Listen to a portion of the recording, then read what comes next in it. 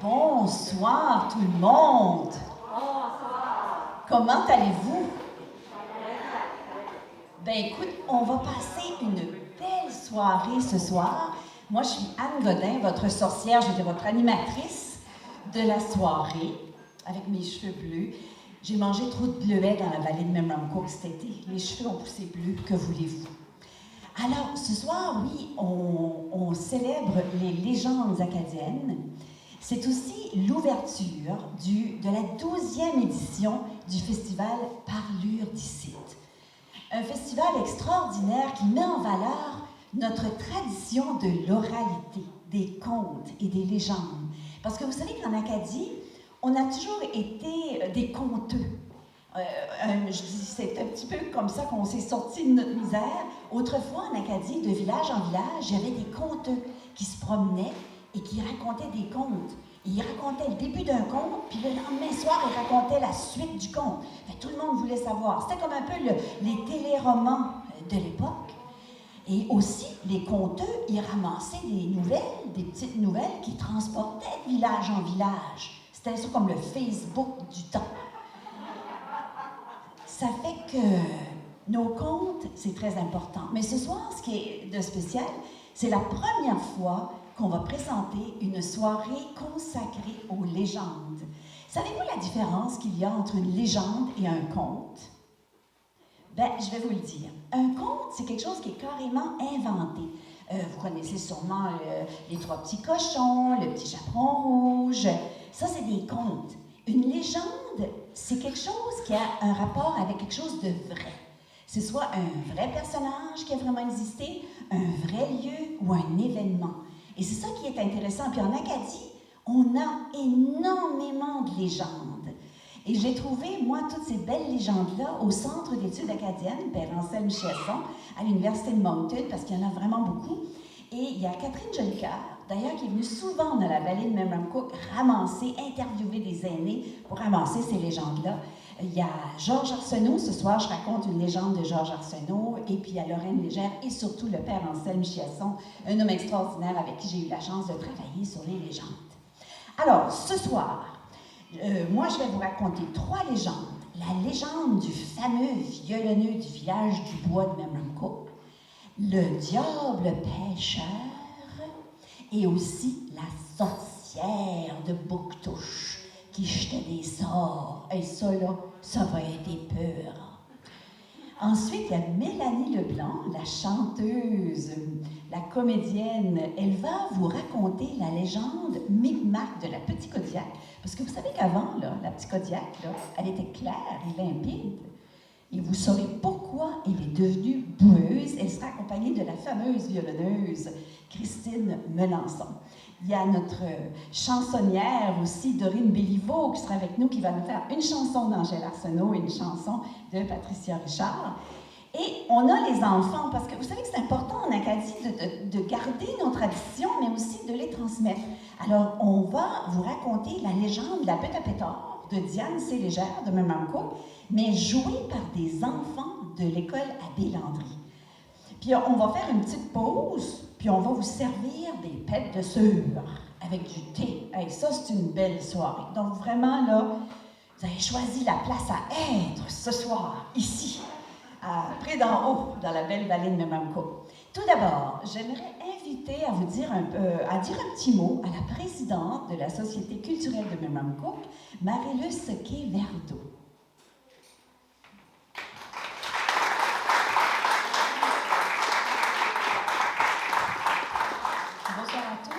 Merci d'être ici avec nous.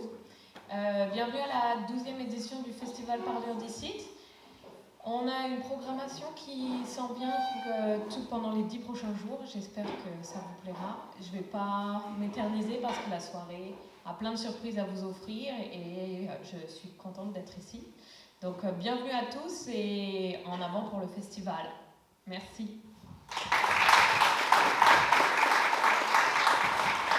Merci beaucoup, merci tout le monde. Je vais essayer d'être bref parce que vous avez vraiment une très belle soirée devant vous. Alors, je vais juste féliciter les organisateurs du festival d'avoir mis sur pied cette programmation qui met en valeur la langue française. C'est un peu la raison pour laquelle je suis ici, parce que le Bureau du Québec dans les provinces atlantiques appuie depuis 40 ans maintenant les activités des communautés francophones à l'échelle canadienne. Donc, on est vraiment très heureux d'appuyer le festival cette année. Et puis, c'est une belle occasion pour nous de venir dans la vallée de Memramcook, un bel endroit. D'ailleurs, je salue le maire de Memramcook. Bonjour. Et voilà, je m'arrête ici. Très heureuse au nom du Bureau du Québec dans les provinces atlantiques d'appuyer le festival. Et puis, je vous souhaite à tous une belle soirée et un bon festival. Merci beaucoup.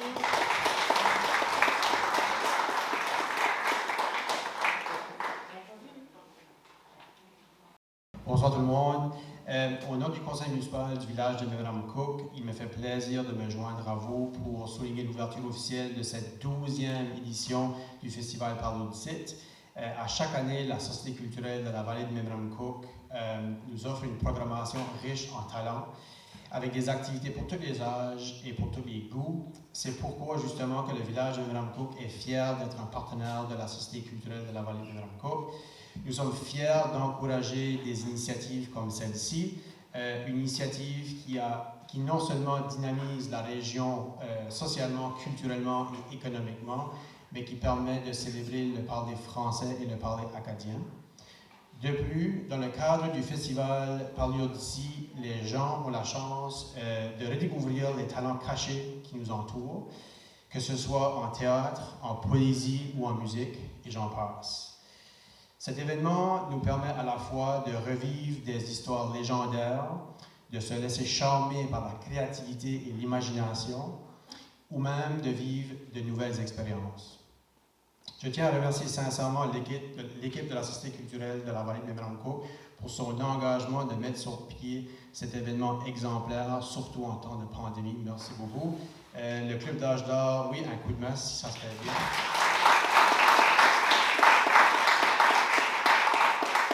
Je remercie également le Club d'âge d'or de Près d'en Haut de toujours avoir les portes ouvertes pour l'accueil chaleureux. Les bénévoles qui continuent de donner généreusement. J'ai beaucoup collaboré avec la Société culturelle dans le passé, puis je vous garantis, je vous signe un papier que c'est une bonne gang qui travaille très fort pour avoir une belle programmation, que ce soit pour le Parlons d'ici ou pour d'autres événements. Et finalement, remercier les artistes talentueux qui nous partagent un peu d'eux-mêmes, justement, dans ce festival. Je vous souhaite à tous et à toutes un très bon festival. Merci.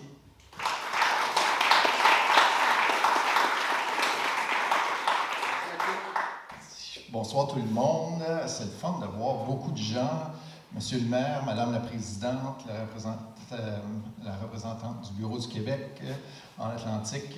Vraiment content d'être ici pour le lancement de ce festival-ci. C'est la première fois en 30 ans que je me fais appeler et que ce n'est pas comme spécialiste en développement économique, mais c'est pour ma passion de la photographie. Donc, ils m'ont dit, serais-tu intéressé à t'associer au festival pour la composante photographie? J'ai dit oui avec plaisir. Et tantôt, j'étais vraiment content d'apprendre de mon ami Eric qu'on a 38 photos qui sont, en bon français, en display en arrière de l'aréna. Donc, on vous encourage à aller voir les photos. Et chaque photo a un code, un numéro, et on peut voter sur la page Facebook de la Société pour le numéro de notre photo qui nous inspire le plus. J'adore la photographie parce que je trouve ça ironique que depuis, malheureusement, l'an dernier, avec la pandémie mondiale, du côté positif, dans la colonne des plus, la pandémie, c'est que ça a forcé souvent le monde à ralentir. Puis les gens me disent, c'est malheureux que ça a pris une pandémie parce que l'autre chose qui vous permet de ralentir souvent, c'est quand on prend une caméra dans nos mains. Donc, puis une caméra, ça n'a pas à être une caméra de haute technologie dispendieuse. Tout le monde, beaucoup d'entre nous, on a des téléphones intelligents. Et quand on a une caméra, on voit le monde d'une lentille différente. Ça nous incite et nous motive à ralentir et à voir toutes les beautés que notre région a à nous offrir. Et il y en a beaucoup dans la région ici. J'ai fait 2 séances de photos en fin de semaine à Memramcook et je peux vous dire que c'était de toute beauté. Donc, merci encore de m'avoir invité. Ça me fait plaisir d'être ici. Allez voir les 38 photos à l'arrière de l'aréna et votez pour votre photo. et que le festival ait beaucoup de succès et à l'an prochain. Merci.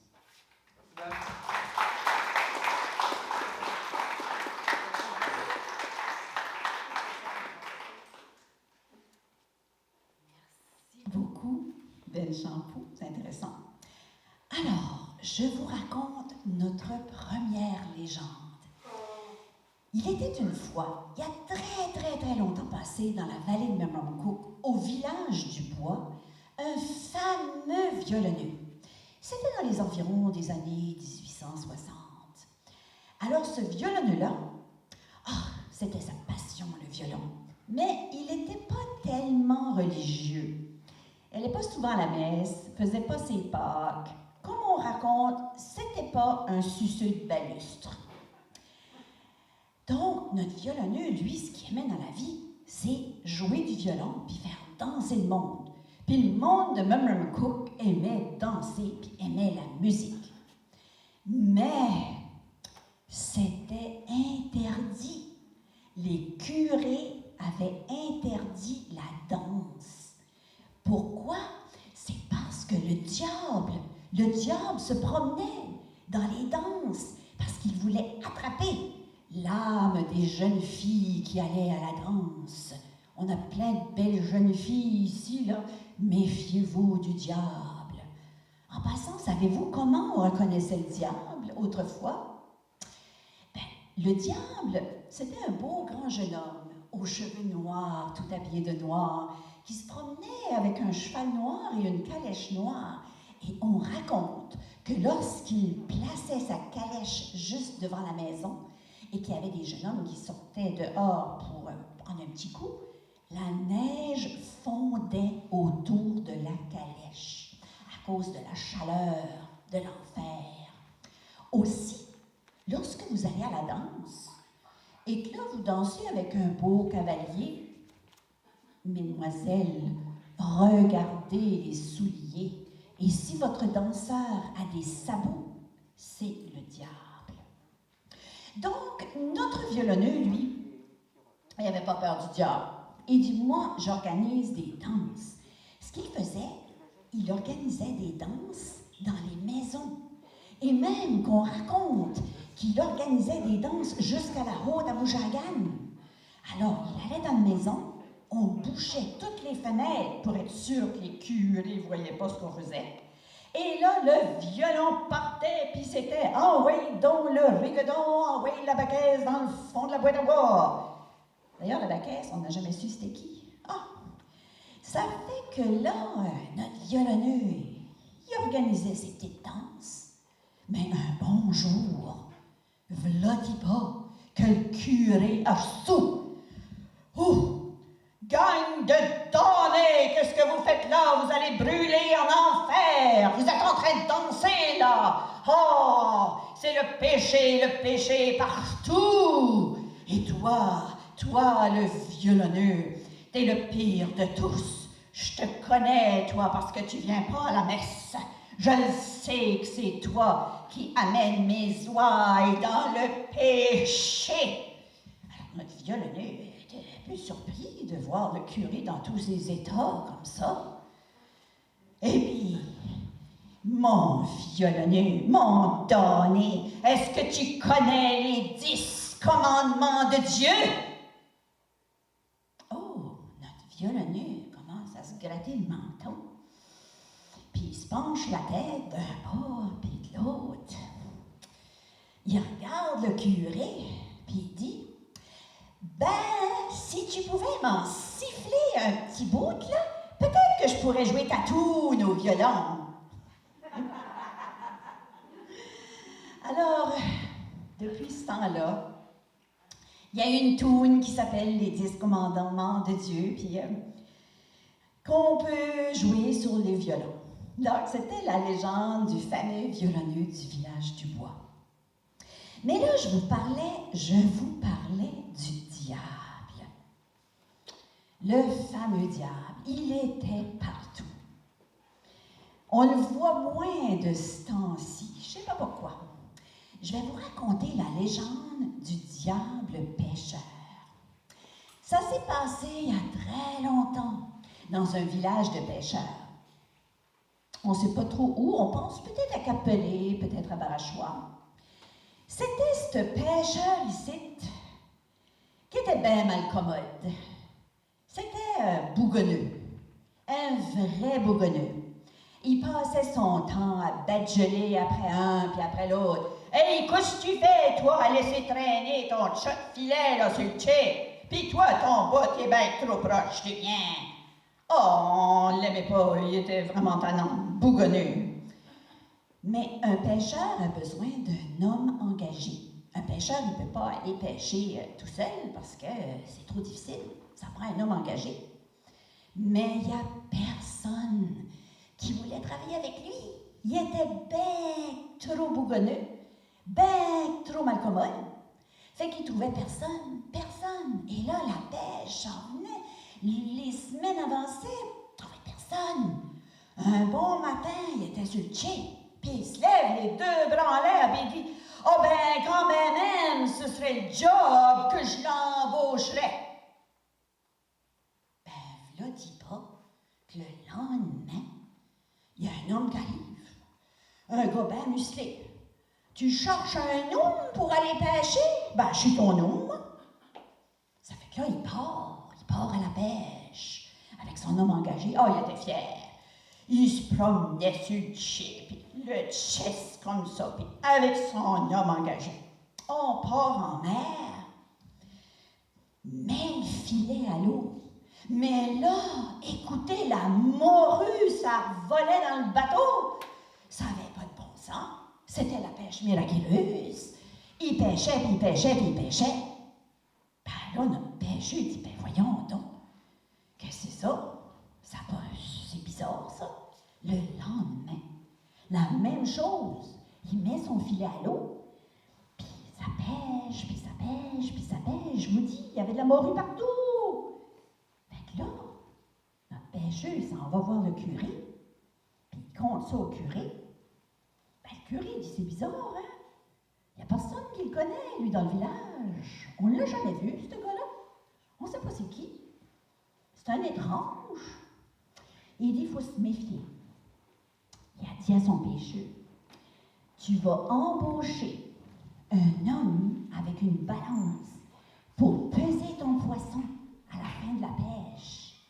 Puis fais sûr que tu mesures exactement pareil, parce qu'on doit donner la moitié de sa pêche à l'homme engagé, pas une once de moins. Fait que notre homme, il dit, oh ben tiens, c'est une bonne idée ça, parce que vous savez qu'on pêchait la morue, on la faisait sécher sur des espèces de chapeaux. On faisait de la morue séchée, là, puis après ça, on mettait ça dans des barils, puis on vendait ça, puis chez les Acadiens, c'est très populaire, hein, là. Je suis sûre que vous avez déjà mangé de la morue séchée, salée. On fait plein de choses avec des plats avec ça. C'est comme de fait. La pêche se poursuit, puis ça se termine. Puis à la fin de la pêche, tiens, on arrive sur le quai, tous les pêcheurs font peser leurs poissons. Puis notre homme, il fait venir son monsieur avec sa balance. Ben là, son homme engagé, là, il était pas trop souté, lui, là. Il le regarde, puis il dit, ben voyons. Ça fait que le monsieur, très minutieux, pèse le poisson pour être sûr qu'il n'y avait pas une once de moins. Le pêcheur, tiens toi, c'est ta part de la pêche. Il n'y a pas une once de moins. L'homme engagé, là. Si j'avais su. Il dit, si tu m'avais donné juste une once de moins, j'aurais emporté ton âme en enfer avec moi. Mais comme tu as été juste et honnête, je ne peux point le faire. Et pouf, tout a disparu. Le diable est parti, puis le poisson avec. En tout cas, ils ont dû avoir un méchant party de fish cake en enfer cette journée-là. Ça fait que depuis ce temps-là, les pêcheurs font sûr qu'on mesure le poisson égal, parce qu'on ne sait jamais qui ça peut être notre homme engagé. Voilà, c'était la légende du diable pêcheur.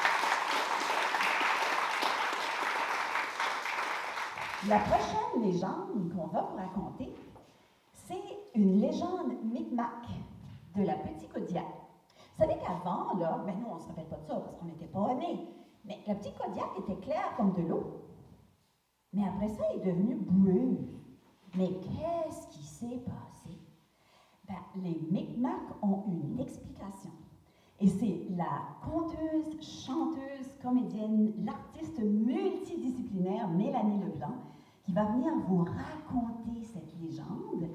Mélanie est bien connue, elle a été chanteuse dans plusieurs comédies musicales, Mary Poppins, écoutez, on l'a vu, Anne of Green Gables, elle était au théâtre en Nouvelle-Écosse cet été, elle joue au Pays de la Sagouine, elle a tellement fait de choses, c'est une artiste extraordinaire, elle sera accompagnée de la fameuse violonneuse Christine Melançon. Alors, mesdames et messieurs, Christine Melançon et Mélanie Leblanc pour la légende de la Petite Kodiak.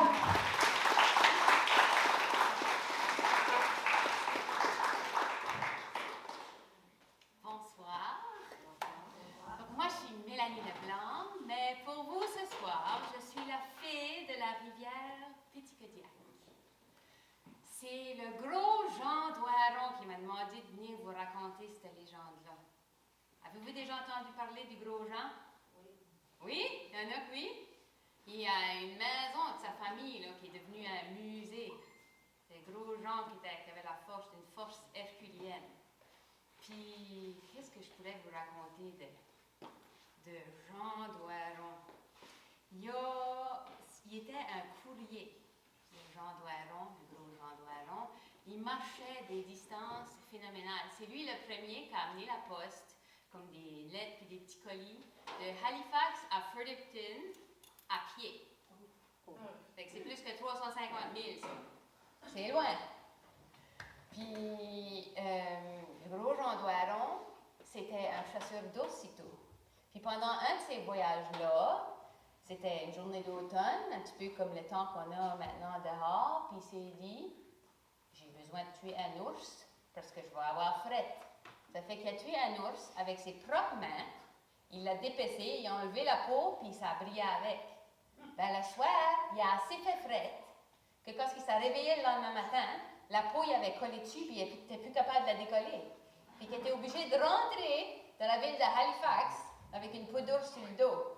J'aurais aimé de voir la face du monde de Halifax parce qu'ils l'ont vu arriver.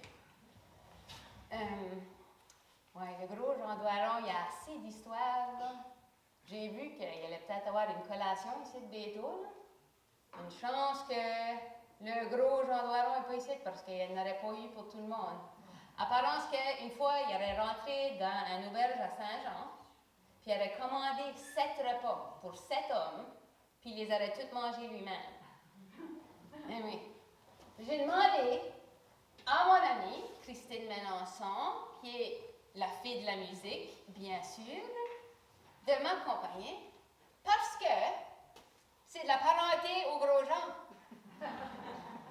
Elle m'a dit qu'elle était la cousine à la voisine, à la nièce, à l'oncle, la grande-tante de la petite nièce à la tante au gros Jean. Petit crowd? En tout cas, c'est ça que j'ai compris parce que des fois, je comprends pas tout ça qu'elle me dit parce qu'elle parle pas comme nous autres, elle parle juste avec ses instruments.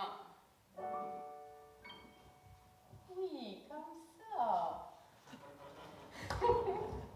Fait qu'elle va m'aider à raconter l'histoire. Puis, les Doirons, là, c'était vraiment du monde incroyable.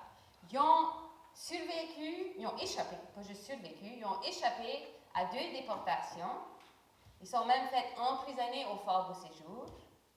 Puis là, ils sont encore là de toute apparence aujourd'hui. Puis il y a même des Doirons qui sont devenus des Goulds à un moment donné. Mais là, c'est une autre histoire pour une autre fois. Je ne vous raconterai pas comment ça se fait que les Doirons sont devenus des Goulds, là. Mais juste pour dire que moi, j'en connais une Gould qui vit ici à Memramcook. Hein? Puis comme Jean Doiron, c'est pas pour rien qu'il y a de la force herculienne, hein? C'est parce qu'il y a du sang de fée, de toute apparence. Ben la Gould que je connais, là, qui aime bien les animaux, Monette Gould, une cantatrice incroyable, hein? Qui chante comme une fée, hein?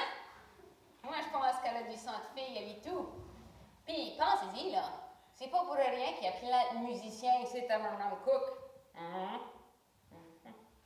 C'est ça que moi je pense.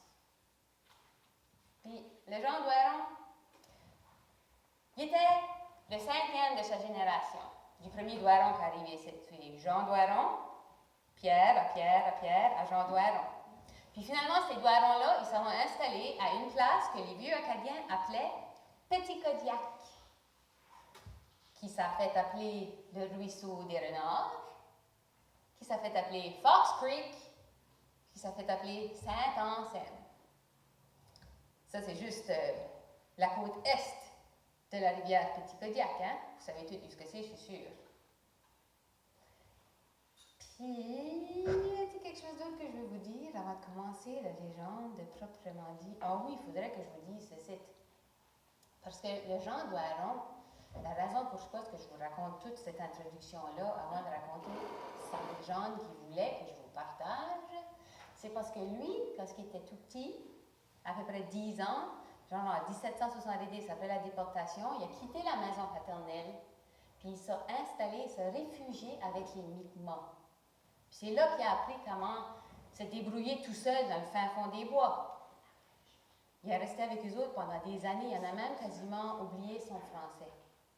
Puis comme les Mi'kmaq, le gros Jean, il aimait beaucoup la rivière Petit Kodiak.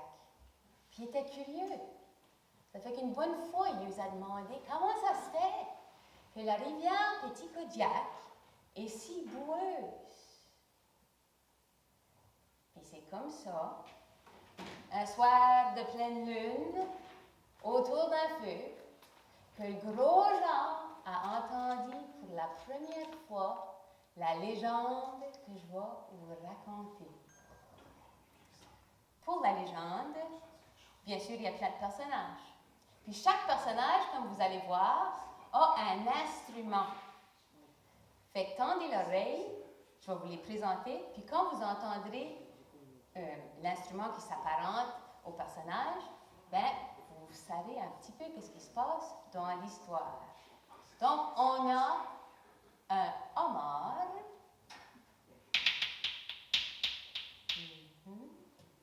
un huard,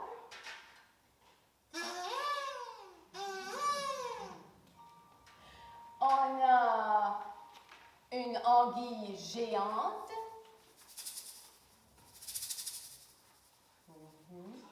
on a le puissant Glooscap,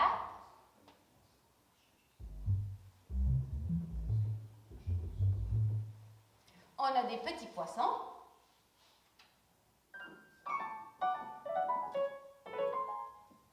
et on a aussi le grand esprit et la rivière.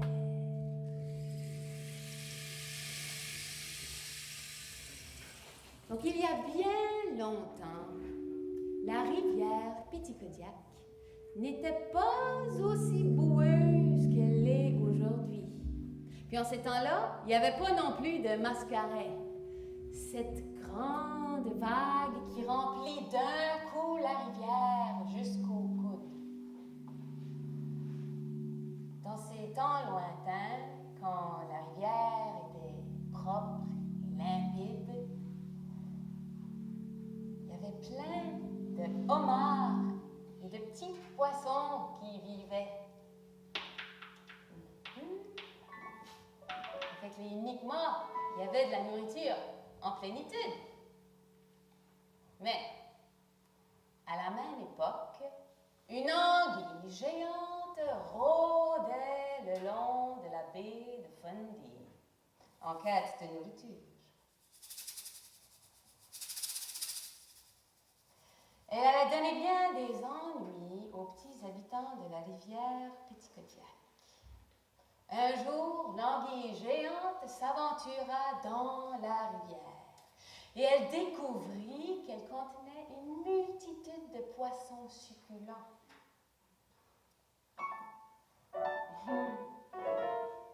Dès lors, jour après jour, elle vint s'y régaler. Puis en se promenant dans la rivière, elle détruisait tout sur son passage, sans ménagement.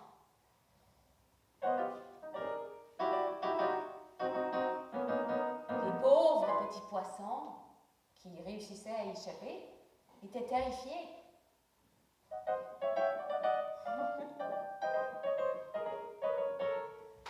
Ça fait qu'ils supplièrent le messager de Glooskap, parce que Glooskap, c'était le seul qui pourrait être capable de les débarrasser de ce monstre géant qui menaçait de les avaler tous. Ça fait qu'ils demandèrent au messager à Glooskap, et son messager, c'était un huard.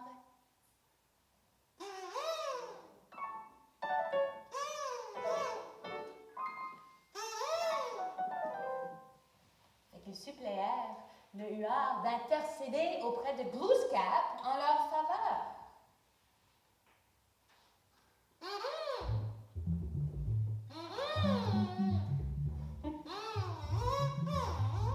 Quand il entendit les agissements de l'anguille géante, Glooskap prit pitié des petits poissons. Mais il n'allait pas affronter lui-même l'anguille, mais il promit de donner des pouvoirs magiques à quiconque se porterait volontaire pour la combattre.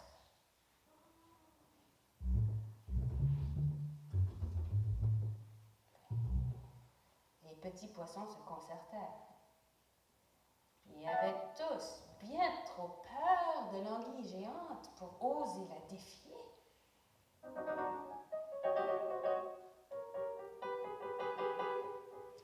Finalement, un petit homard s'avança timidement.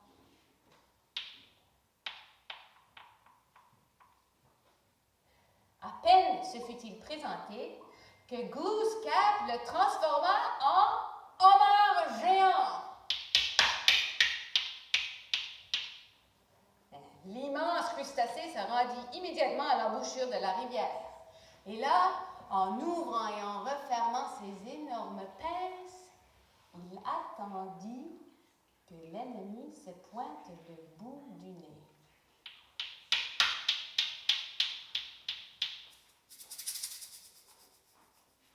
Pendant des jours et des jours, les deux géants livrèrent bataille, l'anguille géante et le homard géant. Ils se tordaient dans la rivière, ils détruisaient tout sur leur passage, ils soulevaient la base, ils faisaient tomber dans l'eau, maculée de sang, les arbres qui poussaient sur les berges.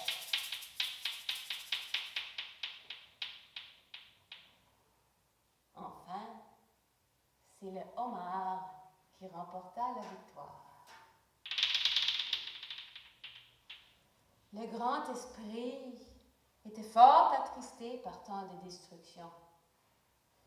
Et, afin que personne ne vît cet horrible spectacle, il fit passer la lune devant le soleil.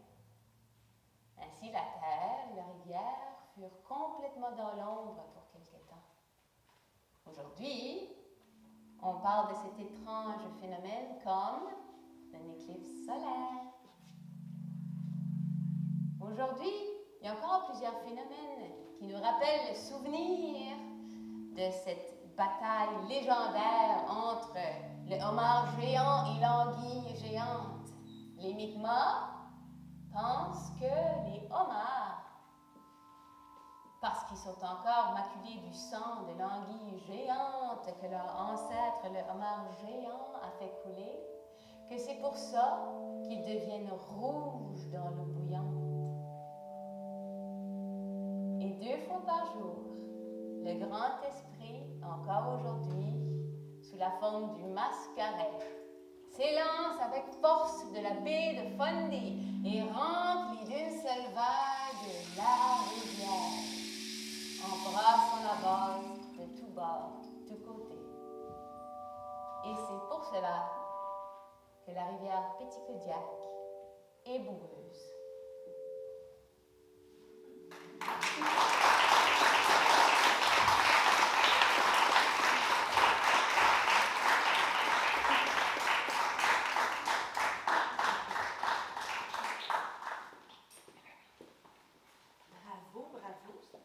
Est-ce que ça fonctionne? Oui.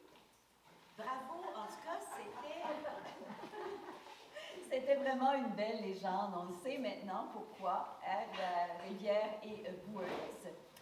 On va maintenant passer à la musique, parce que la musique aussi, ça raconte des choses. Alors, j'invite Dorine Béliveau, une chansonnière de la vallée de Memramcook, qui va nous interpréter une chanson de Patricia Richard. Elle chante depuis qu'elle a 13 ans. Et puis, sa maman est conteuse aussi. Alors, Dorine.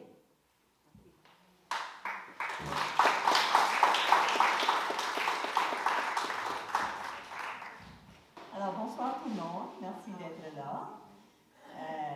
Je dois vous dire que je suis un petit peu énervée. Ça fait longtemps que je n'ai pas chanté devant le monde. Je veux remercier la Société culturelle de la vallée de Memramcook ainsi que le comité organisateur des Parlures d'ici de m'avoir invité.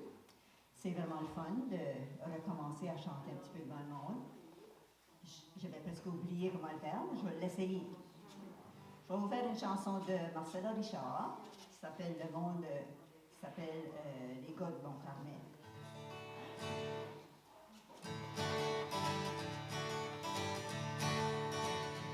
Qu'est-ce qu'un gars de Bon Carmel fait dans la ville de Montréal? À watcher les corps passer toute l'après-midi, s'ennuie assez pour les broyer, tous d'accord pour s'en aller. Qu'est-ce qu'un gars fait là pour gagner sa vie? Ils disent les lever un dimanche matin, avec pas grand-chose à faire, j'ai déjeuné, et puis j'ai été à la messe. Ouais, c'est pas parce que je suis sain, mais c'est juste, m'en souviens, il y avait quelque chose demain, quand je restais pas chez nous. Qu'est-ce qu'un gars de Mont-Carmel fait dans la ville de Montréal? À watcher les corps passer toute l'après-midi, s'ennuie assez pour les broyer, trop staccato pour s'en aller. Qu'est-ce qu'un gars fait là pour gagner sa vie?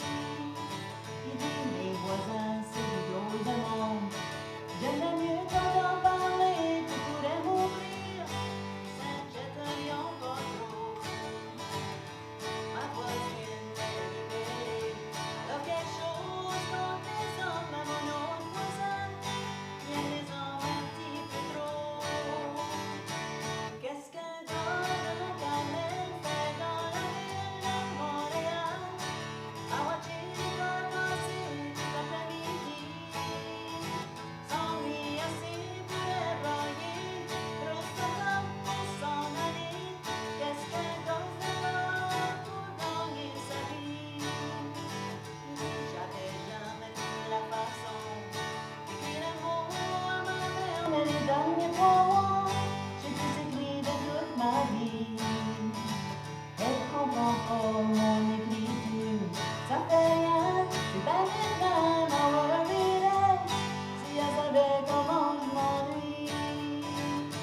Qu'est-ce qu'un gars de Mont-Carmel fait dans la ville de Montréal? À watcher les corps passer toute l'après-midi, s'ennuie assez pour les broyer, trop staccato pour s'en aller. Qu'est-ce qu'un gars fait là pour gagner sa vie? Yeehaw!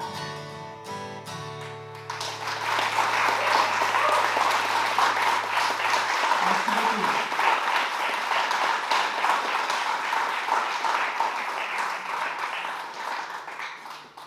Dorine, elle me fait penser à Angèle Arsenault. Hein? Ah ouais, elle me fait penser à Angèle Arsenault. Est-ce que vous m'entendez bien? Oui. Alors, merci beaucoup, Dorine, qui va revenir tout à l'heure pour nous faire justement une chanson d'Angèle Arsenault. Mais là, c'est le temps de la pause et de déguster nos pêtes de sucre. Alors, ceux qui ont un petit picot rouge, ça veut dire que vous êtes membre de la Société culturelle, c'est gratuit. Pour les autres, c'est 5 donc pour un bon pet de sœur et puis une tasse de thé. Et on vous revient après. J'ai une autre légende à vous raconter et Dorine a une chanson à vous chanter. À tout à l'heure.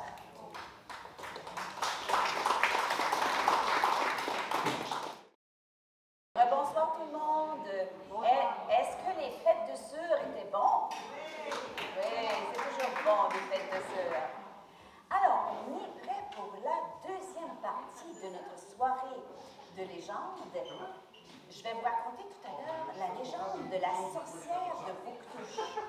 Vous allez voir, c'est assez... Mais avant ça, c'est important que les jeunes reprennent cette tradition de l'oralité et des légendes. Et on va vous diffuser un petit extrait de La Butte à pétard, qui est une légende de Memramcook qui a été écrite par Diane Célégère. Alors, ce sont des jeunes de l'école à Bélandry qui jouent les rôles. Et je ne sais pas s'ils sont dans la salle, on pourrait les nommer. Jacob Richard, est-ce qu'il est là? Jacob? Oui.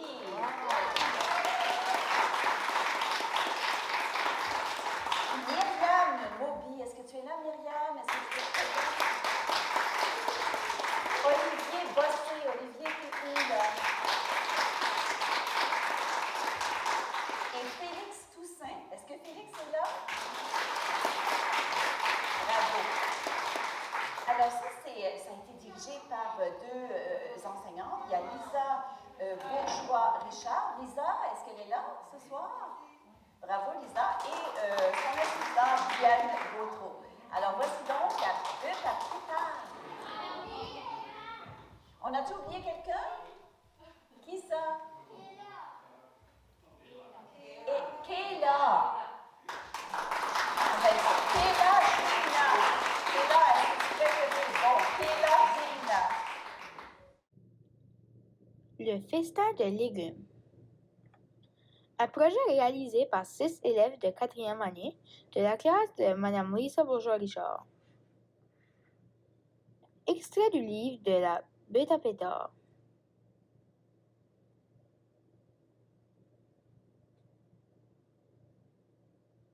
Auteur, Diane Campbell-Légère.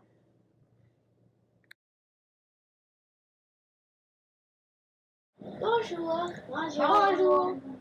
Je m'appelle Madeleine, à Joseph, à Pierre, à Fidèle, à Jacques, à Pétard. Connaissez-vous Pétard, vous autres?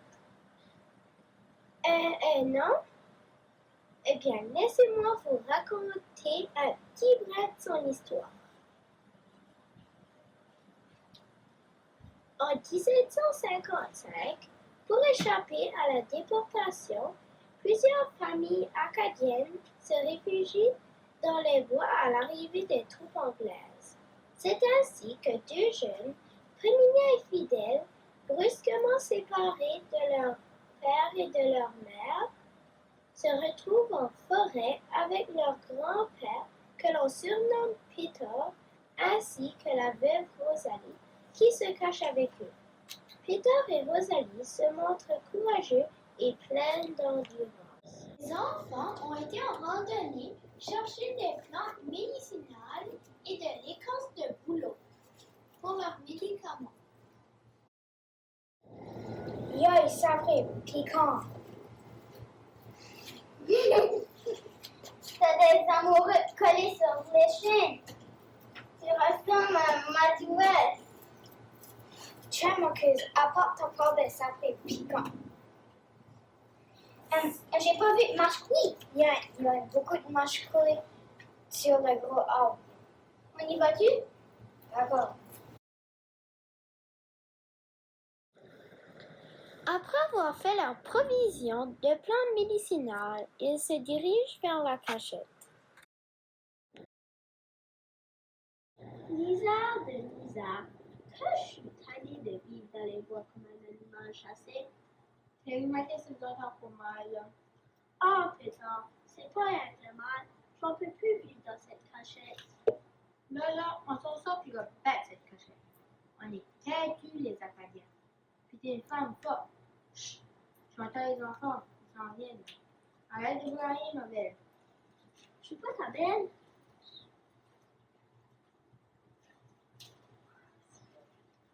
Voici des amoureux pour vous ravigoter et des mâchoires pour soulager votre rhumatisme.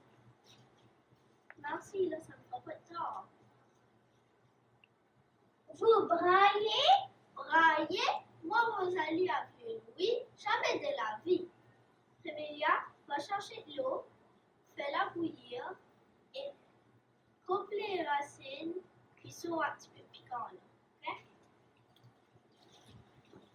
Ok? Donne-toi, on porte ici à ta soeur, puis triple pour la robe pour moi, ok?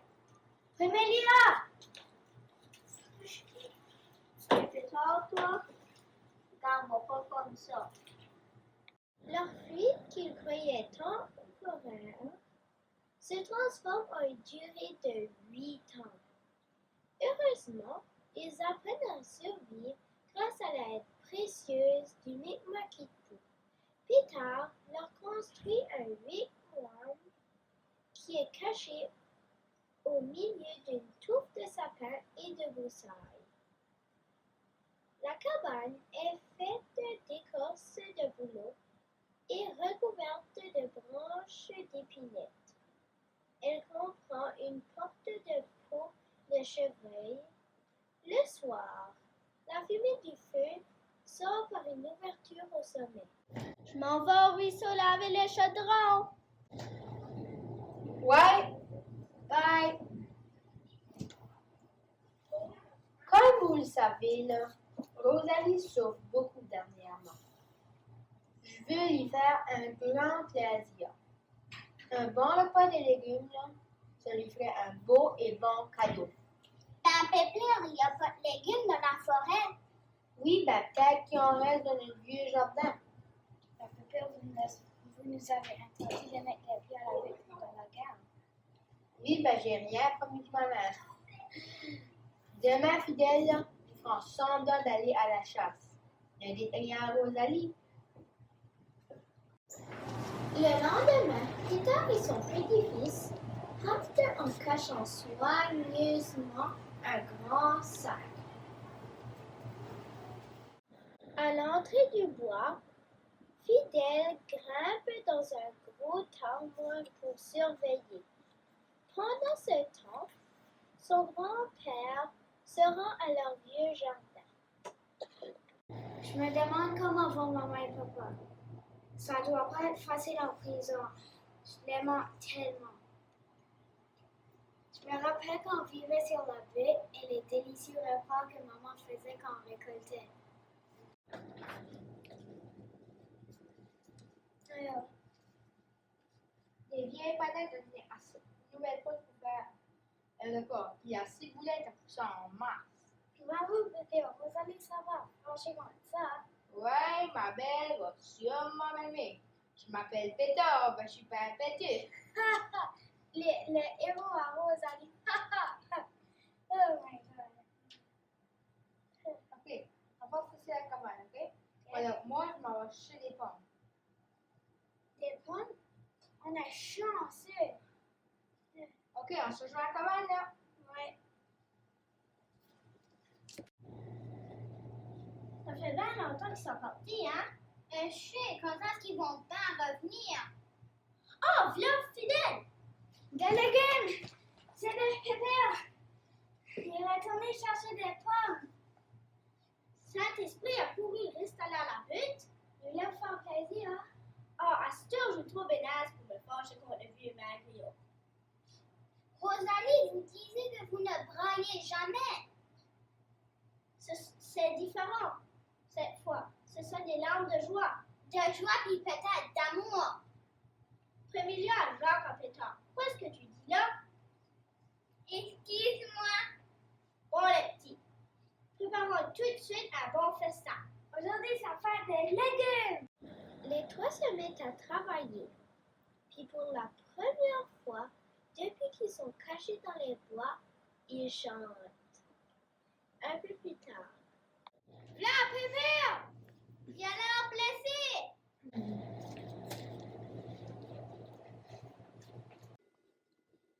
Avez-vous besoin d'aide? Ah oui, qu'il faut!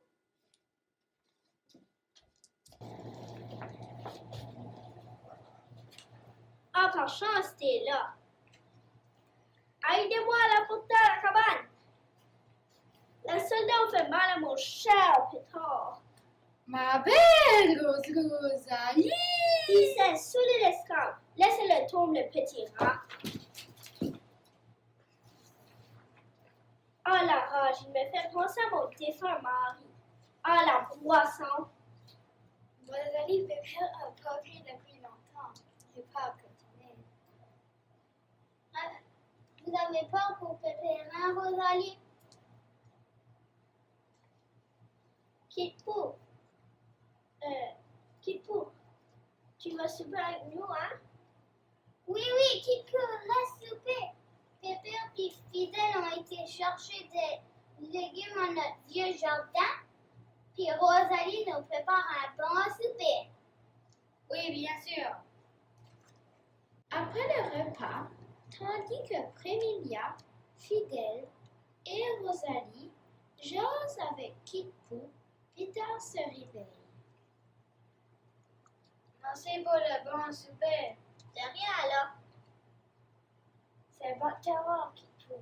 En chance que t'es là pour nous aider. Peter se réveille. Le problème est mon enfant. J'ai trouvé une cruche de miel avec chocolat dedans. Avec la grande entrée que vous avez faite là, monsieur, je crois bien que c'était chocolat de ma faute, là. Je crois bien que je vous pardonne. Puis merci pour les légumes. Oh, ça me fait plaisir. C'est le repas le plus délicieux du monde, Pépé. Je vais t'en servir un bol. Non, merci. La bière m'a donné un mal de ventre. Je n'ai pas eu de manger. À la place, là, je vais vous conter une histoire dans cette phase de fête. Rassasiés, ils oublient leur peine et écoutent avec plaisir le vieux conteur. Depuis qu'ils vivent dans les bois, cette journée est la plus belle qu'ils ont vécue. Puis, mon histoire est finie. Dans le rôle de Madeleine la narratrice, Kayla Gélina.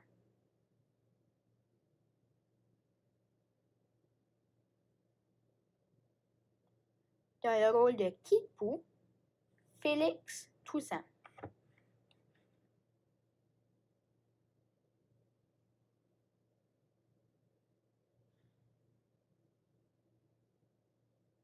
Dans le rôle de Prémilia, Leila Labrie.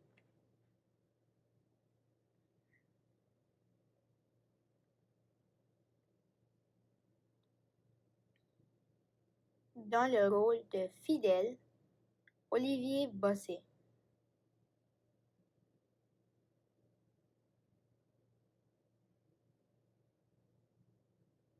Dans le rôle de Rosalie, Myriam Mailly.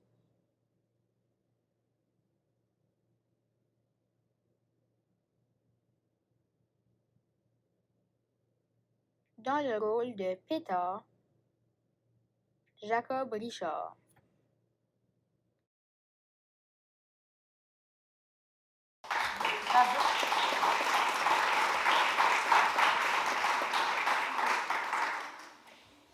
Je vais vous raconter l'histoire de la sorcière, peut-être la sorcière la plus connue en Acadie, la vieille Dollar. En avez-vous déjà entendu parler? Peut-être un peu.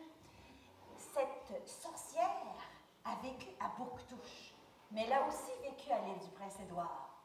C'est une légende ramassée, cueillie par l'historien Georges Arsenault. La première que je vous ai racontée tout à l'heure, c'était de la collection du Père Anselme, donc des légendes qui nous proviennent du Centre d'études acadiennes de l'Université de Moncton. Ça s'est passé dans les années 1860-1870. La vieille Dollar, elle s'appelait Marguerite Dollar. Elle est née à Prince-Ouest, à l'île du Prince-Édouard. Et elle a marié un Bernard, qui lui était bûcheron. Alors, après avoir eu des enfants, il décide de déménager à Bouctouche, puisque lui avait trouvé un travail à Bouctouche. Et c'est là que la vieille Dollar a jeté ses sorts. Parce que la vieille Dollar était sorcière de génération en génération. Sa mère l'était, sa grand-mère l'était, et ses filles aussi. Alors, ce qu'on sait de la vieille Dollar, un jour, par exemple, elle se rend chez sa voisine pour aller chercher des œufs. « Ben, je m'en viens, crie des œufs. » La voisine lui répond, « Ben, j'en ai point, par rapport que je les garde parce que je veux avoir des poussins. » « Oh ben, moi, je veux avoir des œufs. Ben, moi, je te dis, j'en ai point, je les garde parce que je veux des poussins. La vieille dorleur est pas soutée. Elle est pas d'humeur. Ben, tu vas voir à tes œufs. Tu vas voir que t'en auras point de poussins. Et elle claque la porte en s'en allant. Quelques jours plus tard, la voisine qui avait fait couver sa poule, elle avait 6 beaux œufs, pensait avoir 6 beaux poussins. Il y a 5 des œufs qui étaient pourris. Elle a juste eu un poussin. La vieille dorleur avait mis un sort sur ses œufs. Fait que là, les gens de Bouctouche commençaient à se méfier là, de la vieille sorcière. La vieille sorcière, elle avait 2 filles qui étaient très jolies, puis elle voulait marier ses filles. Fait qu'il y avait un jeune homme de Bouctouche qui courtisait une des jeunes filles. Et bien, en même temps, c'est qu'il était un petit peu courailleux, ça fait qu'il courtisait une autre jeune fille de la région. Puis, v'là-t-il pas que la vieille dorleur, elle a vent de ça. Ah, ben, ça se passera pas comme ça. Tu fais pas ça à mes filles. Un soir, la vieille dorleur a suivi le jeune homme. Il est allé voir l'autre fille. Et là, elle s'est transformée en loup-garou avec des dents qui lui allaient jusqu'aux genoux, puis des griffes comme ça. Le jeune homme s'est mis à courir et le loup-garou s'est mis à courir après. Et là, tout d'un coup, il dit « Oh ben, je vais l'affronter. » Fait qu'il a pris des roches par terre, puis il s'est mis à lancer des roches sur le loup-garou, jusqu'à temps que le loup-garou s'enfuit dans la forêt. Le lendemain, on racontait dans le village de Bouctouche que la vieille dorleur marchait en boitant. Elle avait l'air pas mal maganée, la vieille. C'est là qu'on s'est dit, c'était elle, le loup-garou, que le jeune homme avait vu. Mais attendez de voir l'histoire la plus effrayante concernant cette sorcière. Elle décide de quitter Bouctouche pour revenir vivre à l'île du Prince-Édouard, chez elle, avec son mari, un Bernard, et ses enfants. Donc, elle s'installe à Palmer Road. Et puis, il y avait toujours ses filles, là, qu'elle voulait marier, mais ça ne marchait pas tellement bien. Alors, elle avait comme spoté ce gars ici, de la famille Arsenault de la région évangéline. Oh, un gars de bonne famille, c'était vraiment un bon parti pour sa fille. Ça fait qu'à chaque fois qu'elle rencontrait le jeune homme, elle disait « Ben là, viens-t'en donc veiller chez nous, voir ma fille. » Le jeune homme, il avait un peu peur de la vieille sorcière. Il disait « Oui, je vais y aller, là, ben, pas tout de suite, là, mais je vais y aller. » Mais c'était toujours un « je vais y aller », mais il n'y allait jamais. Fait que là, la vieille dorleur, elle se dit, ben voyons, qu'est-ce qui se passe? Je vais aller m'émoyer, moi, ici. Je vais aller voir la famille Arsenault, ses parents, pour savoir qu'est-ce qui se passe. Ça fait qu'elle s'enligne, toc, toc, toc. Monsieur et Madame Arsenault étaient dans leur logis. Puis Madame Arsenault venait juste d'avoir un petit bébé. Parce que le jeune homme, c'était le plus vieux de la famille. Dans ce temps-là, on avait des grosses familles en Acadie. Puis elle venait d'avoir un petit bébé. Fait que Mme Arsenault, ben, elle était là, puis elle berçait son bébé, puis M. Arsenault, il mettait du bois dans le poêle à bois. M. Arsenault ouvre la porte.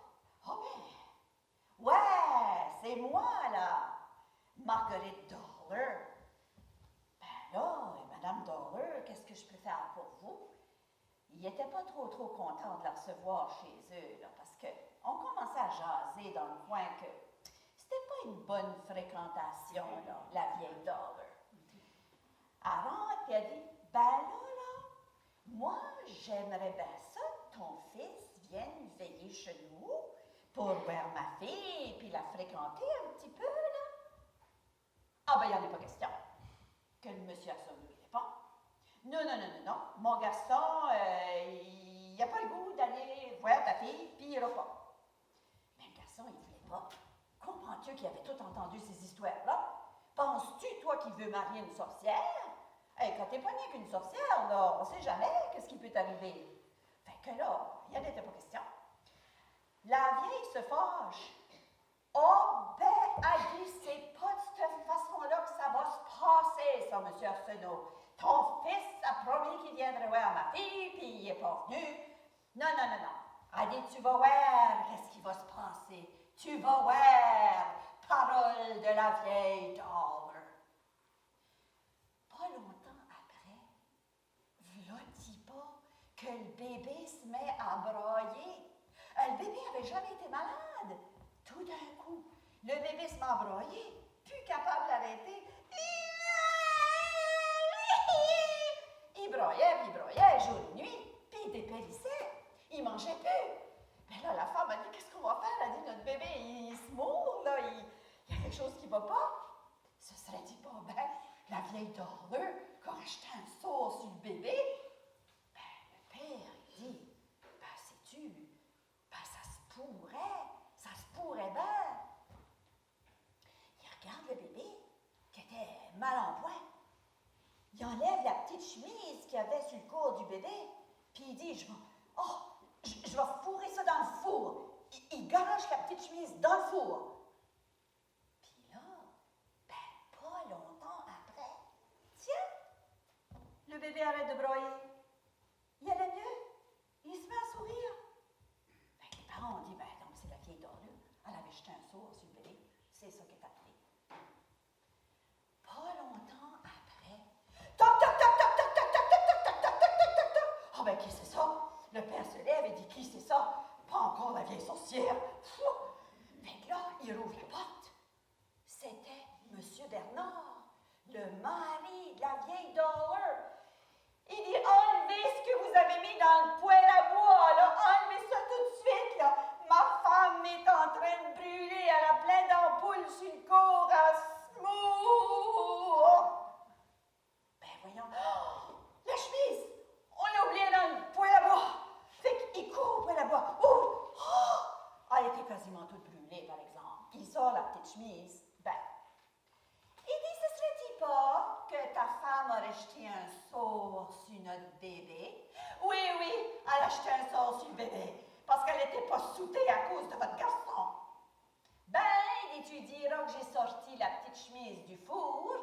Ben, elle est pas mal cuite, pas mal brûlée, je dirais.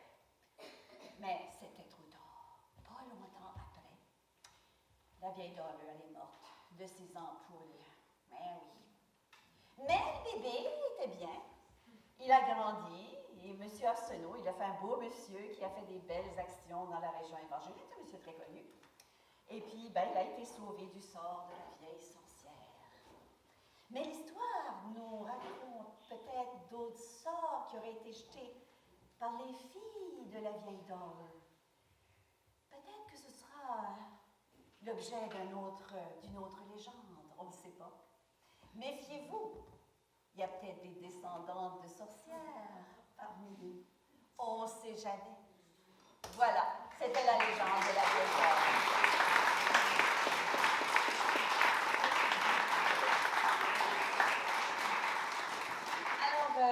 Une autre petite chanson, donc ça c'est une légende de la collection de Georges Arsenault. C'est une légende qui m'a toujours beaucoup fascinée. Et en parlant de Georges Arsenault et de l'île du Prince-Édouard, il y a Dorine Béliveau qui va nous chanter une chanson d'Angèle Arsenault.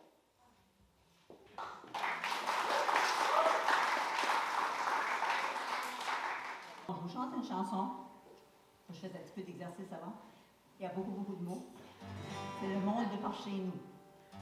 Ma mère chante ça avec moi, puis c'est comique de la voir parce qu'elle essaye de me suivre, puis elle a toujours bonne idée.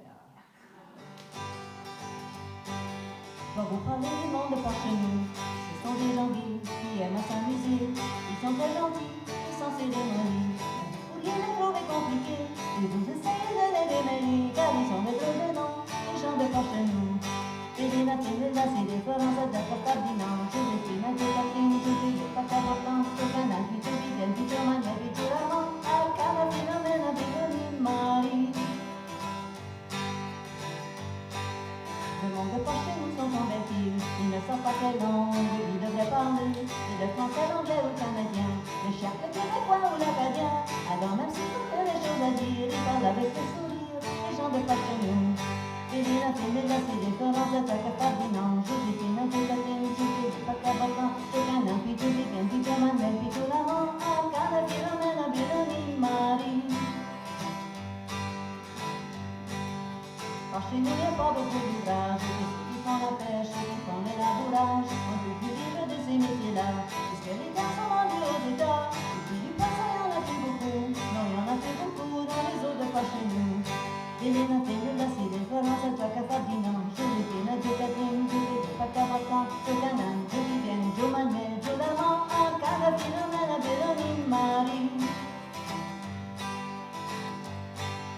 Le monde de partout nous sont bien contents, même s'ils n'ont pas d'argent, ils font beaucoup d'enfants. Pour la suite, c'est pas très inquiétant, parce que s'ils continuent à se faire ça, ils vont tout envahir le Canada, puis tout le monde s'appellera, pareil comme par chez nous. Félina, Féméla, c'est des Florence, Jacques, Ferdinand, Joséphine, Jo Catherine, puis Jo Philippe, Paca, Bacan, puis Tocana, puis Jo Vivienne, puis Jo Manuel, puis tout l'amant, Arcana, Philomène, Véronique, Marie, Arcana, Jo Vivienne, et puis à ma tante Marie.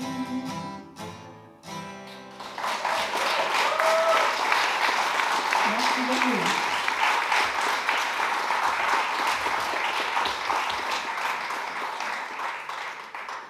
Bravo, Dorine. J'avais l'impression d'écouter Angèle. Je m'ennuie d'Angèle. Je l'aimais tellement, Angèle Arsenault. Et j'aime beaucoup ses chansons aussi. Alors, écoutez, c'est la fin de cette première soirée des légendes et surtout l'ouverture du festival Parure d'ici. Il y a plein d'activités toute la fin de semaine.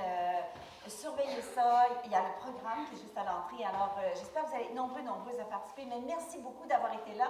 C'est tellement plaisant de raconter des histoires, des légendes, quand on a un public, puis surtout vous avez été un beau public attentif. Merci à vous et puis à la prochaine!